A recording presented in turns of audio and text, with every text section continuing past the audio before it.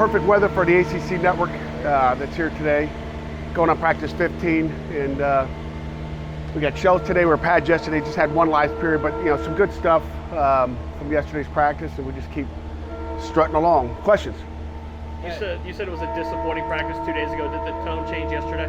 Much better, much better. And again, as I look back and I try to compare it to our kids today, it was just the focus. I mean, it comes down to focus. They're trying to get these teenagers, these 18, 19, 22, whatever they are, years old, just getting them focused daily is a struggle. I mean, sometimes you get that great focus day on a Saturday for a game, and then all of a sudden Tuesday's not such a great focus day. So we got to just learn and teach them how to focus every day.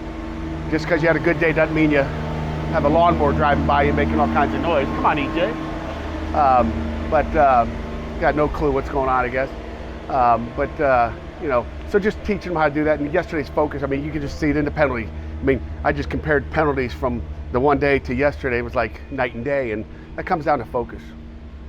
Pat, Charlie was talking to us about Dayon, and he said that he needs to be more consistent with his practices. What have you seen out of Dayon? I know you guys were expecting a lot out of him stepping up this year. Yeah. And, he does need to be more consistent. And again, consistency is the main ingredient. I mean, everybody can flash for a play, okay? You'll see good play. There's not one player out there that had a play where you go, wow, okay? But can they do it every day, okay? Can they get to meetings every day, early, where they're getting extra work? It just comes down to consistency. And again, we preach it daily as far as what we want out of these guys. And Dayon's got, he shows more than one play, put it that way, a lot more play. Dayon's going to play a lot of football for us, but we just want it to be more consistent because you hurt your teammates when you're not. So Frank had a headset on yesterday. You just adapting to different communication than what you've had?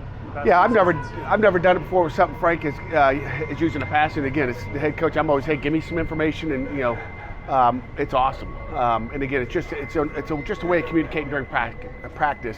We obviously do it on game day, but it's just, if he wants something, he doesn't have to run all the way over to the receiver coach to tell him during practice. It's just easy communication. I loved it yesterday. Defense is like, we're not going to wear it. I'm like, listen, you're going to wear it. Theirs weren't set up. We just got them in yesterday.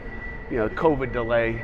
So we got the defense. They were just getting them all set up properly. But I believe the defenses will be ready today as we go out there. So it's just communication on the field. It makes it easy. I don't have to yell at the defense from the sideline. They don't hear me, or they pretend like they don't hear me because they don't want to hear me yell at them. So it's just a communication part. Pat, for the past few years, you guys on offense have had a player run in the play from the offensive coordinator. Will that change this year? Will you guys have a different system of how you get plays in? Yeah, I'm not going to tell you, Chris, but yeah, we'll have a different one. But I'll say this, I'll say it again. I liked what we did, okay? And I know that nobody else out there did, And again, Kenny loved it. Okay, now Kenny's got that microphone in the ear, and he's going to love that when Coach Canada can say, here's your play. He's got up to 15 seconds on the play clock, and then he can tell them, hey, don't forget, third down long, they like to be in this or that. Hey, watch that quarter blitz.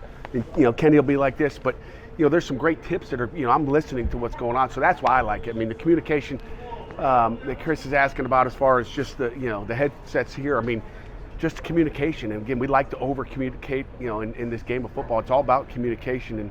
And so it's good stuff, but we will do it a different way. And, but no one's going to be talking to the quarterback out there, We'd like to talk to the Mike linebacker and say, hey, remember this or whatever, but, but we could still run plays in that way. We've got that open too, just in case we want Jerry to feel at home. Do you think, go ahead, Chris. Well, I think we're all going to ask the same thing. Do you think college football should or will go to that system in your? That's a great question. It's great for the offense, okay, and everything's about the offense. We had Dennis Hennigan in from the ACC who, has done a great job here through his career, and this is his last season here, and he's retiring from that opportunity. But some of the changes they've made are, it's all offense related because everybody from offenses are on the rules committee. I guess they said he's make it offensively related. But I would love to have it, but it's one guy. It's a quarterback. Well, the quarterback can get everybody the call. Quarterback can be in a huddle, and we can huddle up here, ready break, and we're good to go.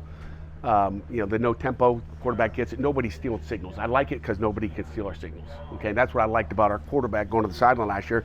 Nobody can steal our signals. Okay, there's something to that because there are a lot of thieves out there, as we know. But it doesn't help the defense any. Okay, defensively, if one guy's got it in all these no tempo, offenses, let's just say Savasia's got the defense. Well, now he's got to signal it to everybody around him. But the corner's way out there, the safety's way back there.